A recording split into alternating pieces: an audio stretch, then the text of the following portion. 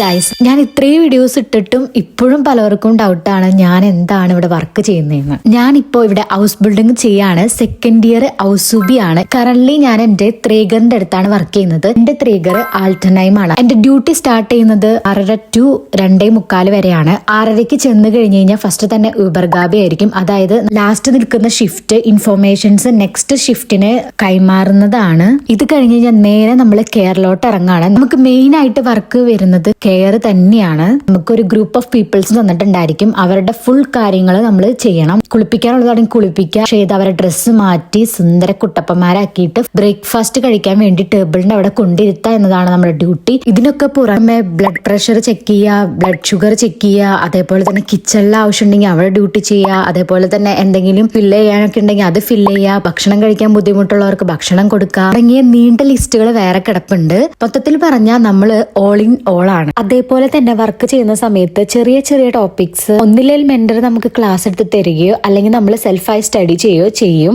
ഇത് ഓരോ ഇൻസാറ്റ്സിലും ഇമ്പോർട്ടന്റ് ആയിട്ടുള്ള കാര്യമാണ്. അത് നമുക്ക് തന്ന ഡോക്യുമെന്റ്സിൽ നമ്മൾ റെക്കോർഡ് ചെയ്യും. ഈ പ്രാക്ടിക്കൽ സെക്ഷൻ കഴിഞ്ഞ് വീണ്ടും സ്കൂളിലോട്ട് പോകുമ്പോൾ അത് നമ്മുടെ ടീച്ചർ ചെക്ക് ചെയ്യും. ഒന്നില്ലെങ്കിൽ വീക്കിലി എല്ലാ ഡേയ്സും അല്ലെങ്കിൽ സെലക്ടഡ് ഡേയ്സ് ആയിട്ടായിരിക്കും നമുക്ക് ഈ ഒരു വർക്ക് ഉണ്ടായിരിക്കുക. അപ്പൊ ഏകദേശം നിങ്ങൾക്ക് എന്റെ ഒരു വർക്കിനെ കുറിച്ചും അല്ലെങ്കിൽ എന്റെ ഒരു ഡേ എങ്ങനെയാ സ്പെൻഡ് ആവുന്നതിനെ കുറിച്ച് ഒരു ഐഡിയ കിട്ടിയെന്ന് വിചാരിക്കുന്നു. നെക്സ്റ്റ് വീഡിയോ ആയിട്ട് കാണാം. ബൈ.